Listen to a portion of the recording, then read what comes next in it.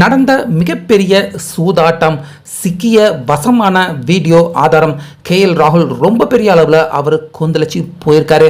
அதன் காரணமாக அவர் கொடுத்திருக்க புகார் தற்போது மும்பை இந்தியன்ஸ் அணி அவங்க வசமாக சிக்கினது மட்டும் இல்லாமல் கிட்டத்தட்ட பாயிண்ட்ஸ் டேபிளில் 1 இல்லைனா 2 புள்ளிகள் மும்பை இந்தியன்ஸ் அணிக்கு குறைக்கப்படுறதுக்கான வாய்ப்பு தற்போது ஏற்பட்டிருக்கு. ஸோ இதை பற்றி இன்னைக்கு பிரத்யேகமாக ராகுல் அதே போல டிசி அணியின் ஓனர் 2 பேருமே அவங்க என்ன குற்றச்சாட்டு இந்த மேட்சை பற்றி அவங்க பதிவு பண்ணியிருக்காங்க அப்படின்னா, 2ஆம் கட்ட பேஸ் ஐபிஎல் துவங்கின உடனே ஷெட்யூல்டு எல்லாமே தலைகளாக மாற்றி அமைச்சிருந்தாங்க அப்படிங்கிறது நம்ம எல்லாருக்குமே தெரியும். ஆனால் மும்பை இந்தியன்ஸ் அதே போல டெல்லி கேபிட்டல்ஸ் அணி இவங்க 2 பேரும் மோதக்கூடிய இந்த ஆட்டம் மட்டும் மும்பை வான்கடே மைதானத்தில் எதுக்காக இந்த மிக முக்கியமான ஆட்டத்தை வச்சிருக்கீங்க, பொதுவான இடத்துல வைங்க அப்படின்னு ஆரம்பத்தில் இருந்தே டெல்லி கேபிட்டல்ஸ் அணி ஓனர்கள் அவங்க பிசிசிஐ கிட்ட முறையிட்டுக்கிட்டே இருந்திருக்காங்க. ஆனால் கேட்காம வலுக்கட்டாயமா இந்த மைதானத்தில் இந்த மேட்சை நடத்தினதே எங்களுடைய அனுமதி இல்லாம தான் இந்த மேட்சை வான்கடே மைதானத்தில் நடத்தினதா டெல்லி கேபிட்டல்ஸ் அணி ஓனர் அவர் குற்றம் சாட்டியிருக்காரு. அதே போல ராகுல் அவர் என்ன குற்றம் சாட்டியிருக்காரு அப்படின்னா, இந்த ஆட்டத்தில் கண்ணுக்கு தெரிஞ்சே நிறைய முறைகேடுகள் நடந்திருக்கு அப்படின்னு ராகுல் குற்றம் சாட்டியிருக்காரு.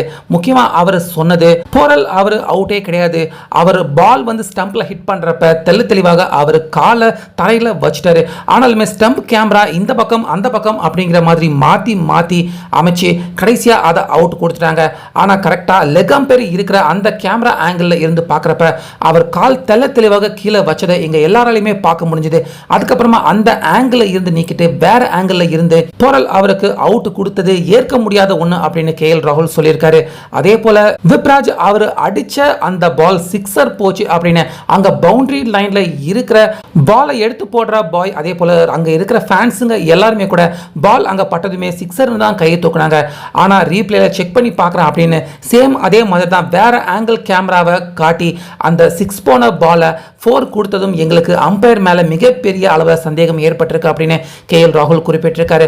அப்புறம் கடைசியா மிக முக்கியமா விப்ராஜ் மிகப்பெரிய ஒரு நம்பிக்கை பேட்ஸ்மேனாக டெல்லி அணியை ஜெயிக்க வைக்கக்கூடிய ஒரு பிளேயரா களத்தில் நின்று விளையாடிட்டு இருந்தாரு. ஆனா அவருக்கு சாண்ட்னர் அவருடைய பால்ல தான் காட்டம் போல்ட் ஆனாரு. ஆனா சாண்ட்னர் அந்த பால் அவர் எந்த அளவுக்கு சைடா நின்று வீசிருக்காரு அப்படிங்கிறது இந்த வீடியோவை பார்த்தாலே தெளிவாக தெரியுது.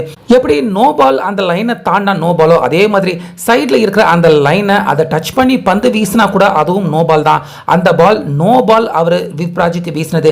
ஆனா சாண்ட்னர் அந்த பாலை ரொம்ப சைடா இருந்து வீசி விப்ராஜ் அவரை காட்டம் போல்ட் கேட்ச் பிடிச்சு அவுட் பண்ணிட்டாரு. ஆனா அதுவுமே கூட நோ பால் தான். அதையும் அம்பையர்கள் அவங்க பார்த்து கண்டும் காணாம விட்டுருக்காங்க. அதே போல ஃபீல்டிங் செட் அம்பையர் இந்த மேட்ச்ல ஒரே ஒரு முறை மட்டும்தான் ஃபீல்டிங் தவறாக அவங்க செட் பண்ணியிருக்காங்க அப்படின்னு கண்டுபிடிச்சு அந்த பாலுக்கு நோ பால் கொடுத்தாங்க. ஆனா ஒரு முறை கிடையாது, பல முறை மும்பை இந்தியன்ஸ் இந்த ஆட்டத்தில் வரம்புக்கு மீறி தவறான ஃபீல்டிங் செட் பண்ணியிருக்காங்க.